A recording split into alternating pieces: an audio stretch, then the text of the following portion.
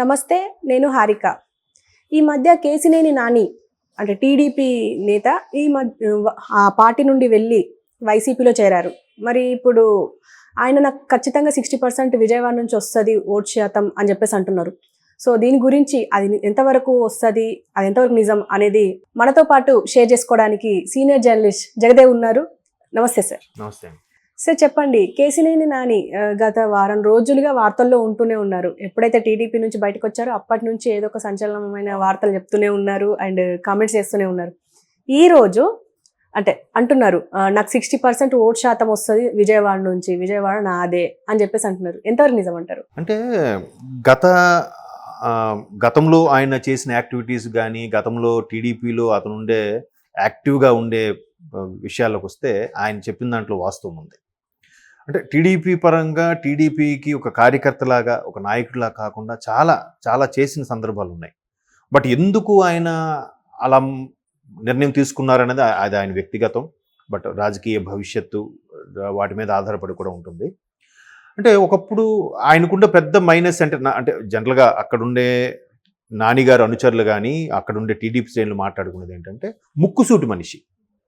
ముక్కుసూటితనం అనేది ఇవాళ రోజుల్లో ప్లస్ అదే, మైనస్ కూడా అదే. ఇప్పుడు లౌక్యంగా మాట్లాడితేనే రాజకీయ నాయకుడికి చెల్లుతుంది. లౌక్యం లేనప్పుడు ముక్కుసూటిగా వెళ్ళి స్ట్రైట్ ఫార్వర్డ్గా వెళ్తాను, ఆవేశం పడతాను అంటే జనాలు హర్షించరు. ఇప్పుడు ఒక కార్యకర్త తప్పు చేశారనుకో, ఆయనకి అక్కడే ముఖం మీద తిట్టేస్తాడు, ఏంటి ఇలా చేస్తావు అని కూడా అనేస్తాడు ఆయన.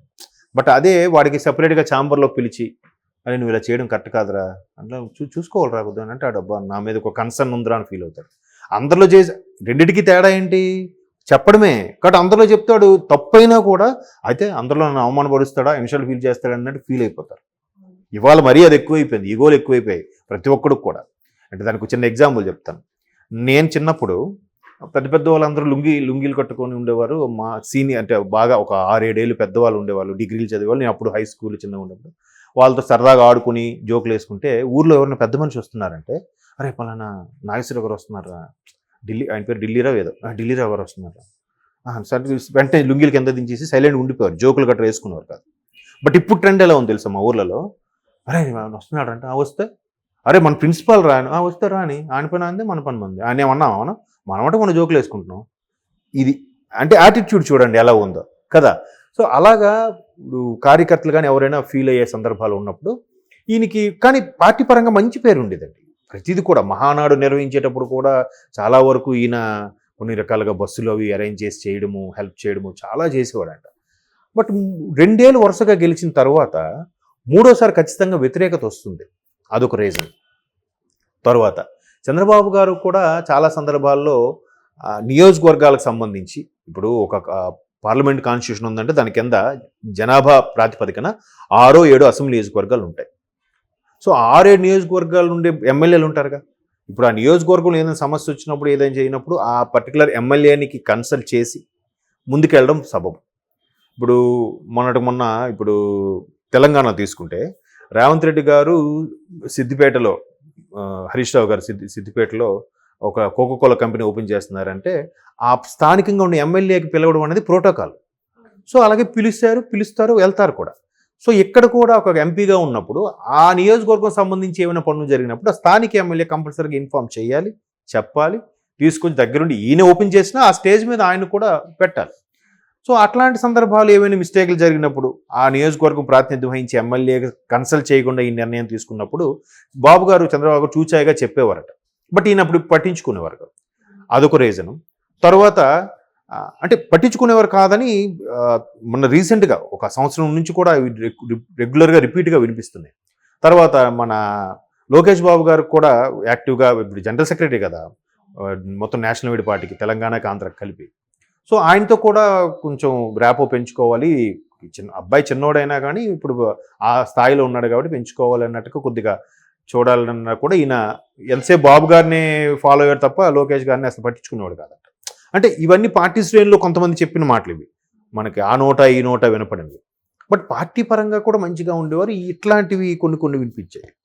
తర్వాత ఈయన ఎప్పుడైతే ఇలాగా ఇప్పుడు పార్టీ అధినేత అన్నాక చెప్పింది కొన్ని ఫాలో అవ్వాలి, నచ్చినా నచ్చకపోయినా. నచ్చకపోతే సైలెంట్గా వెళ్ళిపోవాలి, నచ్చితే ఫాలో అయిపోవాలి. ఇంతకుముందు చెప్పాను కదా లౌక్యం అని.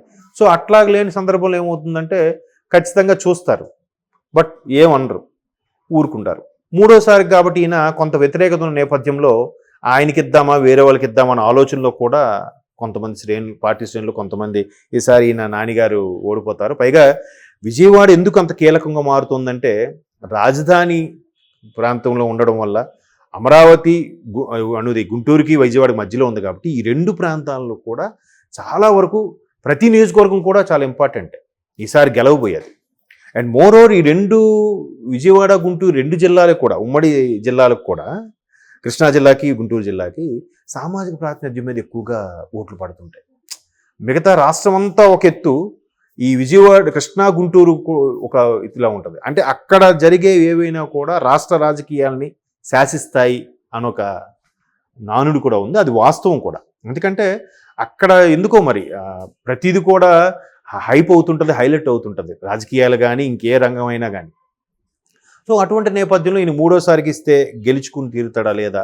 పైగా ఈసారి కంపల్సరిగా గెలవాల్సిన పరిస్థితి, ఎందుకంటే ప్రభుత్వ వ్యతిరేకత తీవ్రంగా ఉంది కాబట్టి మ్యాక్సిమం టీడీపీ వస్తుంది, టీడీపీ జనసేన అలయన్సే గెలుస్తుంది.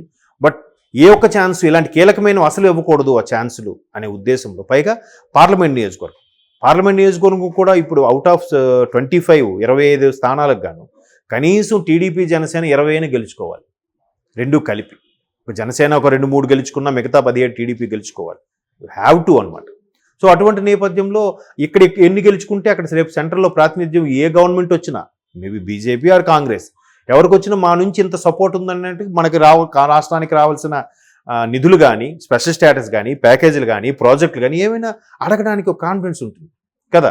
సో అందుకు పార్లమెంట్ నియోజకవర్గం అనేది కూడా చాలా కాన్సన్ట్రేట్ చేస్తున్నారు. ఇటువంటి నేపథ్యంలో ఆయన కొంచెం అలాంటి ప్రవర్తన ఉందని, లేదంటే మూడోసారికి వ్యతిరేకత గెలుస్తాడా లేదా? జనరల్గా కేసీఆర్ గారి పరిస్థితి చూడండి, 2 సార్లు గెలిచారు, మూడోసారికి మారిపోయింది సీన్ అంతా. సో అలా ఉంటుంది కాబట్టి ఒకవేళ మార్చుదామని ఆలోచన ఉందో, ఇంకోరికి ఇద్దామని అనుకున్నారో, బట్ ఈయన అలా ఫీల్ అయ్యాడో నాని గారు. మొత్తానికి మొన్న జస్ట్ లాస్ట్ వీక్లో ట్విట్టర్లో పెట్టారు, ఇట్లా బాబు గారి కోసం నేను చాలా చేశాం, గట్ పార్టీలు నాకు గుర్తింపు లేదు, నన్ను పొమ్మలు లేక పోగొట్టినట్టుగా మాట్లాడుతున్నారు అన్నట్టుగా పెట్టడం. తర్వాత దాని మీద పొట్లూరి పీవీపీ గారు కూడా చాలా ఘాటుగా, అంటే సొంత పార్టీ వ్యక్తుల్ని, అంటే ఇంకప్పటికి వెళ్ళిపోలేదు కదా ఒక వ్యక్తుల్ని అలా మాట్లాడడం. మొత్తానికి ఆ స్థాయిలో ఉన్న వ్యక్తి ఒకసారిగా అంత ఎంపీగా ఉండి జనాల్లో బాగా తెలిసిన వ్యక్తి. ఇంతకుముందు అంటే ఇప్పుడంటే కేశినేని గారి ట్రావెల్స్ ఎక్కువ ఉన్నాయో తెలియదు, కానీ ఒకప్పుడు కేశినేని ట్రావెల్స్ అంటే చాలా ఫేమస్. నాకు తెలిసి దగ్గర 200 బస్సెస్ ఉండేవి.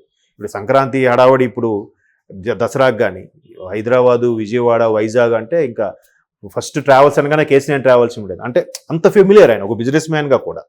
సో అంత ఫెమిలియర్గా ఉన్న అతను పొలిటీషియన్గా ఉన్నప్పుడు ఒకసారి ఆయన చుట్టూ మంది మారున్నప్పుడు ఒక్కసారిగా వాళ్ళు ఎవరు లేరని ఊహించుకుంటే ఎలా ఉంటుంది? వాళ్ళకి తట్టుకోలేరు కదా, రాజకీయంగా అలవాటు పడిన వాళ్ళు. సో ఖచ్చితంగా ఈసారి ఇక్కడ ఇస్తారో ఎవరో తెలియదు టీడీపీలో, ఒకవేళ ఇచ్చినా గెలుస్తారని గ్యారంటీ లేదు.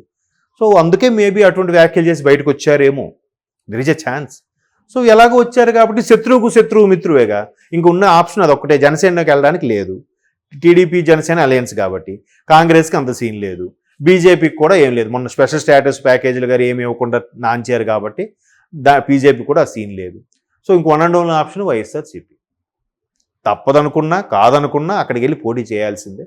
సో అందుకు వెళ్ళుంటారు, అంటే వెళ్ళారేమో నా ఉద్దేశం. ఎందుకంటే ట్విట్టర్లో కాంటాక్ట్ ఆ పోస్ట్ చేసిన తర్వాత కూడా ఆయన మళ్ళీ ఆయనతో మంతనాలు జరిపారు, ఆయనకి ట్రై చేశారు లోపల రావడానికి కూడా అన్నారు. మేబీ ఆయన అందుకే అందులోకి వెళ్ళిపోవచ్చు. మరి తల్లేరు ఎలాగెళ్తే పిల్లేరు అలాగే వెళ్తుంది. ఆబ్వియస్లీ వాళ్ళ అమ్మాయి కూడా పార్టీ వీడుతున్నారు కాబట్టి సహజం. ఇప్పుడు ఒకే ఇంట్లో ఒకరు టీడీపీ నుంచి ఒకరు వైసీపీ నుంచి అంటే ఎవరు కుటుంబ సభ్యులు కొన్ని ఓట్లు ఉంటాయి కదా, కుటుంబంలో కొంతమంది కొన్ని ఓట్లు ఉంటాయి కదా, వాళ్ళు ఎవరికి వేస్తారు? లేదా ఇప్పుడు శ్వేత అనుచరులందరూ ఒకప్పుడు నానిగారు అనుచరులే, బిడ్డను అమ్మాయిని బాగా చూసుకోండి, మీరు తనతో ఉండండి అని చెప్తుంటాడు ఆయన. మరి ఇప్పుడు తనకేస్తారా ఈయనకేస్తారా? అది పొసగదు ఆ విషయం. కాబట్టి బై డిఫాల్ట్గా అలా వెళ్ళిపోయి ఉండాల్సిందే, తప్పదు.